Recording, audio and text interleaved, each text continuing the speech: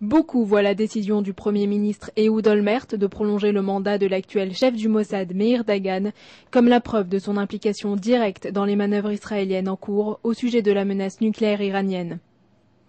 Illustration avec cette information du New York Times, le quotidien américain a relancé la rumeur sur une attaque israélienne contre le régime de Téhéran, avec ce vaste exercice qui aurait été mené par l'aviation de Tsahal dans l'est de la Méditerranée au début de mois. Ce dernier aurait simulé une attaque contre les installations nucléaires d'Iran.